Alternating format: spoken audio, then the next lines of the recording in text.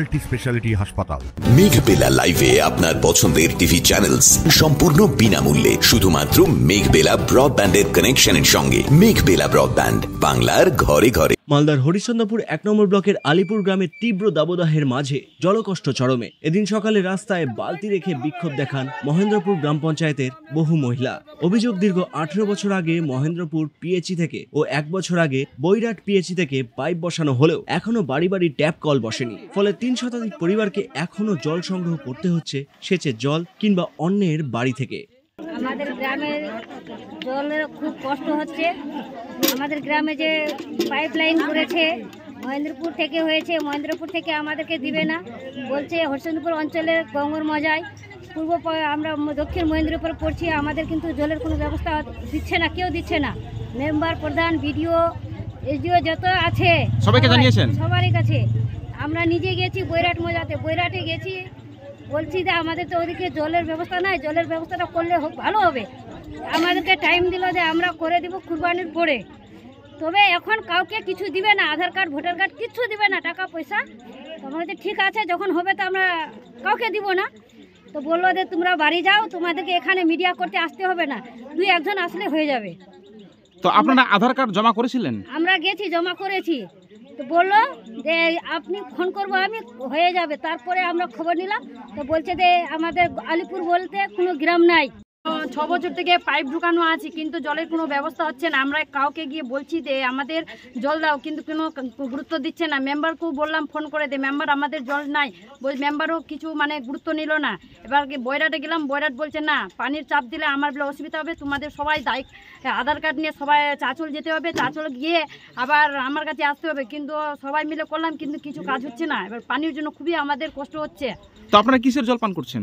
দেখুন ওই যে নলকূপের জল কিন্তু উঠছে না, ওইভাবে একটু কষ্ট করে উঠাই নিয়ে, আর পুকুরে স্নান করছি, কিন্তু একটু কষ্ট নলের জল নিয়ে আমরা খাওয়া দাওয়া হচ্ছে।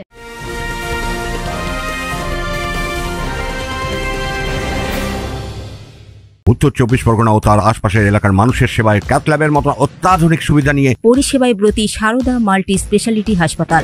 একই ছাদের তলায় মানুষ সাধারণ চিকিৎসা থেকে শুরু করে 24 ঘন্টা ক্যাথল্যাব, এমআরআই, সিটি স্ক্যান, এনআইসিইউর মতো সুবিধা এবার থেকে পেয়ে যাবেন সারদা মাল্টি স্পেশালিটি হাসপাতালে। প্রয়োজনে যোগাযোগ করুন 033-2592-0730, 2593-0730, 2593-3562 ও 9331275635 নম্বরে। আমাদের ঠিকানা royal park, Kalyani expressway, Barrackpore, Kolkata 7,01,21। Sarada multi speciality হাসপাতাল, পরিষেবাই হোক আমাদের মূল লক্ষ্য। আলিপুর গ্রামের সমস্যা এটাই, দীর্ঘ 5-7 বছর ধরে আমাদের আলিপুর গ্রামবাসীর জলের জন্য অনাহারে মানুষ অসুবিধায় ভোগ করছে। বারবার বিডিও সাহেবের কাছে বলা হচ্ছে, বিডিও সাহেব কোনো গুরুত্ব দিচ্ছে না। আমাদের গ্রামের জলের জন্য খুবই অবহেলার মধ্যে দিন কাটাচ্ছে। 5-7 বছর হয়ে গেল আমরা কিন্তু আলিপুর গ্রামে জল পাচ্ছি না। গ্রামে কি পাইপ বসানো হয়েছে? গ্রামে পাইপ বসানো হয়েছে, 5-7 বছর হয়ে গেল পাইপ বসানো, তার সত্ত্বেও আমরা গ্রামে কিন্তু 1 ফোঁটা জল পাইনি এখনো। পুরো গ্রামে একদম জলের জন্য খুব অসুবিধায় পড়ে আছে। বাড়ি বাড়ি কোনো কানেকশন হয়নি? বাড়ি বাড়ি কানেকশন, কিছু বাড়ি কানেকশন হয়েছে, কিন্তু জল এখনো পৌঁছায়নি। তো কোন এলাকার পিএইচই থেকে আপনাদের কানেকশন করা হয়েছে?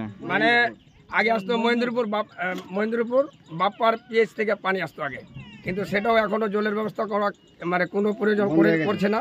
শুধু মহেন্দ্রপুর? আরো শুনলাম যে বৈরাট থেকে নাকি কানেকশন করা হয়েছে। শুনেন, মহেন্দ্রপুর না, বৈরাট থেকে যে পাইপ বসানোর কথা ছিল, পাইপ বসিয়ে দিয়েছে, কিন্তু জল ছাড়ছে না ওরা। তো আপনারা যখন যাচ্ছেন পিএইচই দপ্তরে কি জানাচ্ছে? বলছে জল ছাড়বো, কথায় কোনো গুরুত্ব দিচ্ছে না। অভিযোগ, সরকারি সাবমার্সিবল পাম্পটি বহুদিন ধরে বিকল, নলকূপ থেকেও ঠিকভাবে জল উঠছে না। ভোটের সময় যখন আসছে না, আমি এ করবো, ও করবো, অমুক করবো, তমুক করবো, কিছু নাই বলে দিবে, আর ভোট নিয়ে চলে যাবে, কিছু নাই, বুঝলেন? তখন বলবে যে আমি গরিবের দরদি সরকার, আমি সব কিছু করবো, আর যখনই ভোটটা পার হবে তখন আর কিচ্ছু ব্যবস্থা নাই। আমাদের কাছে আসছে ভোটের জন্য, মন্ত্রীর কাছে গেছিলাম, তো মন্ত্রীও আমাদেরকে কোনো গুরুত্ব দেয়নি, গুরুত্ব দিচ্ছে না। গ্রামবাসীদের স্পষ্ট দাবি, অবিলম্বে পানীয় জলের স্থায়ী সমাধান করুক জনস্বাস্থ্য কারিগরি দপ্তর, নইলে আন্দোলন আরো তীব্র হবে বলে ইঙ্গিত দিয়েছেন তারা। Bureau report, news Bengal today.